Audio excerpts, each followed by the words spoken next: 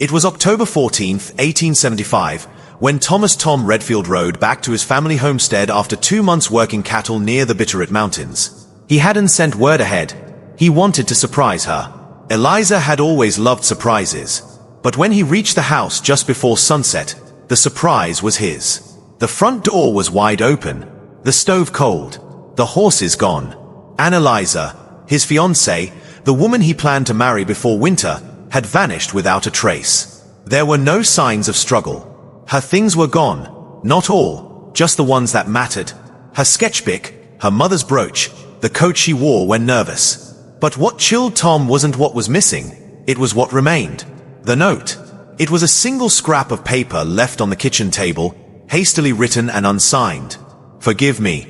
Don't come after me." Tom read it over and over, trying to decipher the fear behind the words. The handwriting was hers, but the language wasn't.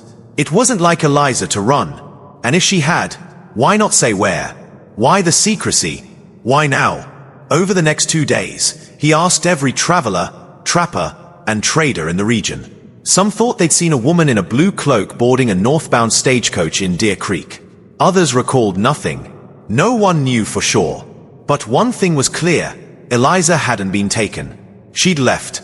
By the end of the week, Tom had packed a rifle, his father's revolver, and enough grit to ride north through the rising cold. He didn't care how far she'd gone. Something wasn't right. And he was going to find her, even if she no longer wanted to be found. Tom's search led him through the winding trails north of Deer Creek, past ghost towns and into places where the cold gnawed at a man's bones faster than bullets ever could. 3 weeks passed. The mountains began to whisper winter. And still, Eliza was nowhere. But in a smoky saloon on the edge of a town called Badger's Hollow, his luck twisted. The barkeep was a grizzled woman with a shotgun propped behind the counter and a memory sharp as the frost outside.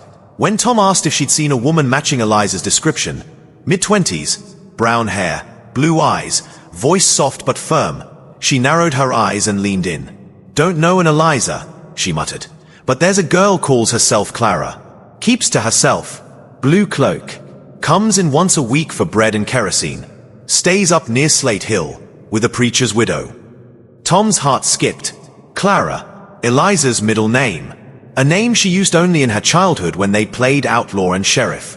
Why would she use it now, unless she didn't want to be found? That night, Tom rode through the falling snow towards Slate Hill, the moonlight silvering the landscape. The preacher's old cabin stood near the ridge, smoke curling softly from its chimney. A single lamp flickered inside. He stayed hidden among the trees, watching. And then he saw her. Eliza. She stepped out onto the porch, cloak wrapped tight, face gaunt with cold but unmistakably hers. She looked older. Different. Not broken, but hardened. The way a person looks after choosing the fight over the flight. She wasn't alone. From the shadows inside, a tall man appeared. He handed her a rifle. Not just handed it, trained her. Showed her how to hold it, how to breathe with it. Tom's gut twisted. This wasn't the Eliza he'd left behind. This was someone preparing for war. He backed away, heart pounding, unsure whether to call out or disappear. But as he turned, a twig snapped beneath his boot. The lamp inside dimmed instantly. The door creaked. A figure stepped out, and the sharp click of a rifle echoed through the trees. "Don't move," a voice called. And it wasn't the man's. It was Eliza's. She had the rifle aimed straight at his chest. Even in the dark, she recognized him. Her eyes widened. Her grip faltered. But she didn't lower the gun. "Tom," she whispered, breath catching in the cold. "You shouldn't be here." He took a single step forward, his voice shaking. "Eliza, what happened to you?" Her silence was longer than it should have been. Then, coldly, "My name is Clara now." The rifle trembled in Eliza's hands. Her name, Clara, still hung in the cold air between them like an accusation. Tom didn't flinch, though his heart was hammering like a war drum inside his chest. He hadn't crossed 300 miles of frozen terrain just to turn away now. "Eliza," he said again, softer this time, "you can shoot me, if that's what you want. But I need to know, why?" Her eyes darted toward the cabin behind her. The man who had been training her never stepped out. Only the creak of an old rocking chair inside answered the moment. And still, she didn't lower the gun. A gust of wind rolled in, kicking snow up around them, and she finally relented, just slightly. The barrel tilted toward the ground. Tom exhaled. "You shouldn't have come," she whispered, her voice sharp and shaking all at once. "This isn't your world anymore." "You were my world," he said. "Still are." Those words seemed to crack something in her, but she turned away quickly, keeping her face hidden. "Go inside," she muttered, "before someone sees you." Tom followed her in, ducking beneath the low roof. The inside of the cabin was warm, sparsely furnished. A fire burned low in the hearth. A half-cleaned rifle lay across the table, along with scattered maps, hand-drawn sketches, and letters burned at the edges, as if someone had tried to destroy them and change their mind halfway through. The tall man stood in the corner, arms folded, face unreadable. He nodded at Eliza. "I'll give you two a minute," he said, before stepping out the back door. Tom didn't sit. He stood near the fire, staring at the woman he'd searched for, starved for, grieved over. "Tell me what happened." Eliza sank onto the chair beside the table. Her fingers, raw and pale, touched the edge of a charred envelope.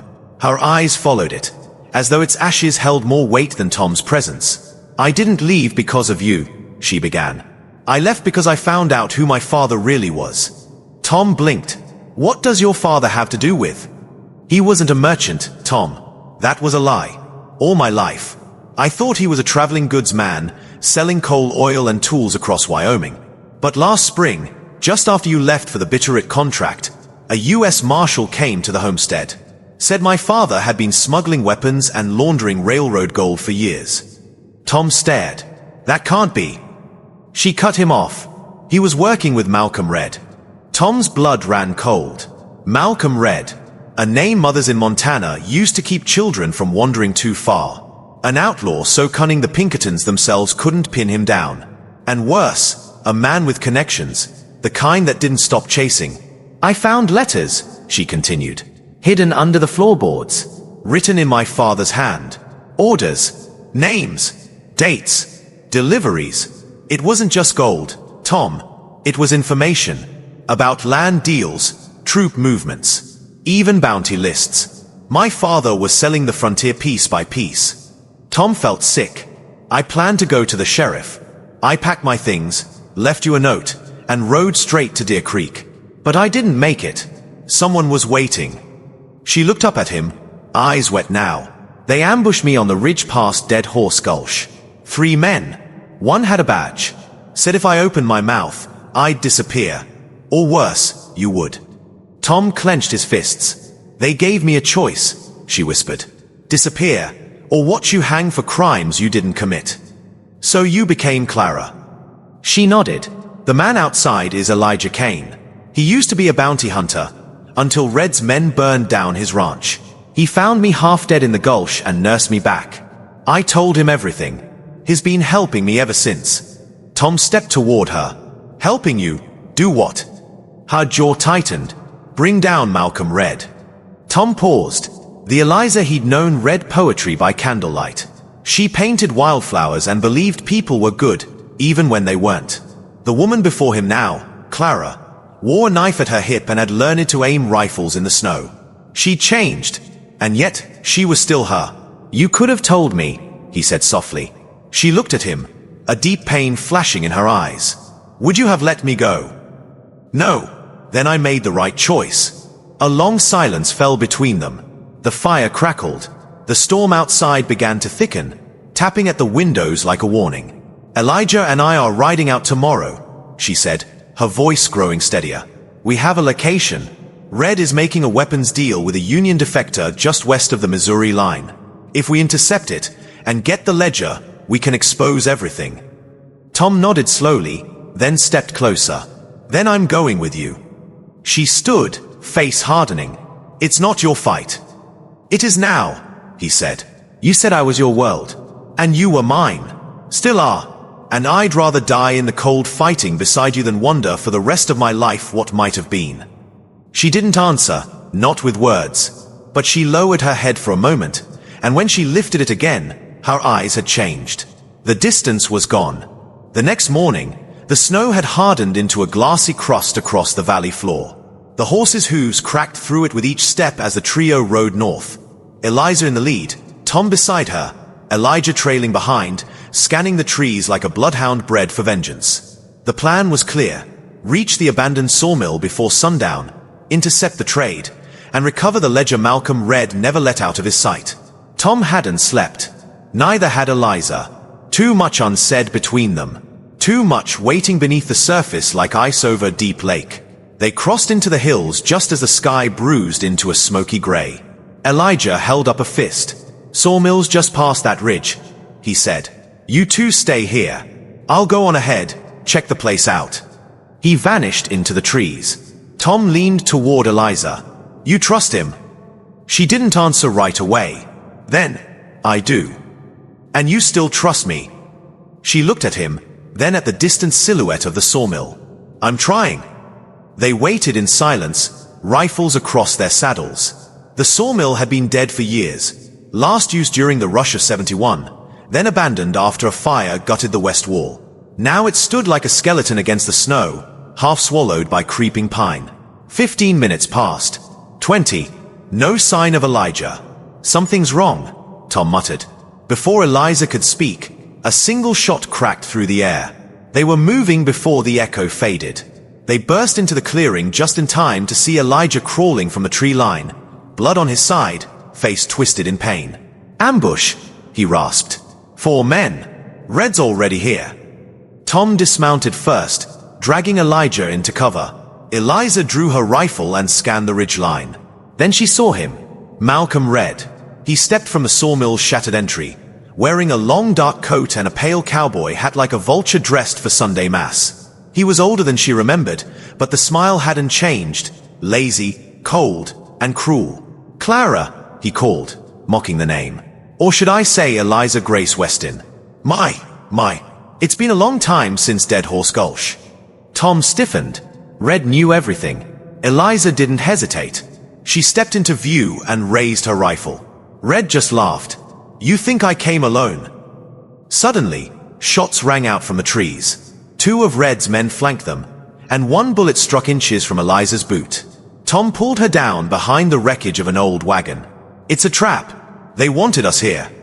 Elijah groaned beside them. "They are after the ledger, and you." Tom cursed. "They knew you'd come for it." "They baited me," Eliza whispered, realization washing over her. "That man I bought the information from, he was working for Red." She looked down at Elijah, bleeding out in the snow, and a storm gathered in her eyes. "I'm ending this," she said. Tom grabbed her arm. "Eliza, think. We're outnumbered. Then we outsmart them." She scanned the clearing. The old mill had a side entrance, a fallen beam near the snow pile, a rusted pulley system hanging from the ceiling, and the cart full of kerosene barrels still left from the fire all those years ago. An idea sparked. "Elijah," she said, "can you crawl back to the wagon?" He nodded through clenched teeth. "Tom," she said, eyes sharp, "help me get that rope up into the rafters. We're gonna burn this devil out." Minutes later, Red called out again. "Come now, Eliza. There's nowhere left to run. Drop the gun and I might let you live." She stood tall beside the ruined entry. "I'm not running." With 1 shot, she fired into the barrel of kerosene, just as Tom pulled the rope tight overhead. The explosion was thunder. Flames roared through the dry bones of the sawmill, and as Red's men scattered in panic, Tom tackled one and disarmed him. Eliza fired at the second, grazing his leg and dropping him in the snow. Smoke poured into the trees. Screams echoed. And Red came stumbling from the inferno, coughing and cursing, face lit by firelight. Tom raised his rifle, but Eliza held up a hand. "No," she said. "He's mine." She stepped toward him slowly. "You killed my father." "I protected your father," Red spat. "He made a mistake. He got greedy. You're his daughter. You should understand." "I do understand," she whispered. "I understand everything now." And then she pulled the trigger. Red collapsed in the snow. Behind her, Tom watched as the flames devoured the last pieces of the ledger, the mill, the blood-stained past. The fire burned into the night. Long after Malcolm Red's body was dragged from the ashes, Long after his men fled into the dark woods with wounds and fear trailing behind them. Long after Elijah was bandaged and Tom stood silently at Eliza's side, watching the last embers flicker in the snow. No one said much as the trio made their way back to the cabin. The sky was steel gray by the time they arrived. Tom stabled the horses. Elijah collapsed onto the bedroll with a groan. And Eliza, for the first time in months, stood in front of a mirror and stared at the woman looking back. She wasn't Clara.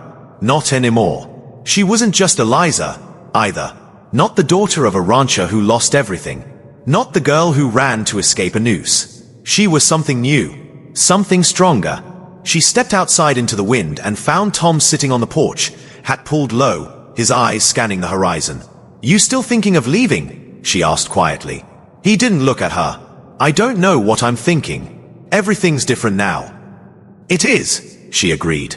They sat together in silence for a while. Finally, Tom said, "That day I first found you again, with a gun pointed at my chest, I wasn't angry. I was just afraid. Afraid that I lost you for good. That even if I found you, you wouldn't be you anymore." Eliza smiled softly. "I wasn't me anymore. Not completely." He turned to face her now. "But I think you are," he said. "You're more you than you've ever been." A breeze rolled through the hills. The sky was opening into a soft lavender dawn, and the birds had started singing again, hesitant, uncertain, but returning. "Elijah will leave when he's healed," Eliza said. "He was never meant to stay in one place." "And me?" Tom asked. She took a deep breath. "I don't know. I think you'll stay if you want to." He stood, brushing off his coat, and looked at her the way a man does when he's reached the end of the road and found it was home all along. "I built that cabin for someone I loved," he said. "Turns out, I still love her." She looked away, her eyes wet but her voice steady. "And I buried that name Clara in the snow today," she said. "That life, that fear, it's over." He stepped closer. "So what name do I call you now?" She smiled. "Eliza Grace Weston." He pulled her into his arms, and for the first time since the fire, since the lies, since the loss, she let herself lean into it. They stood there as the sun rose behind them, gold across the frost, light pouring down like forgiveness. And in the cabin behind them, the wind caught the broken pieces of her old wanted poster. The name Clara fluttered once, then was gone.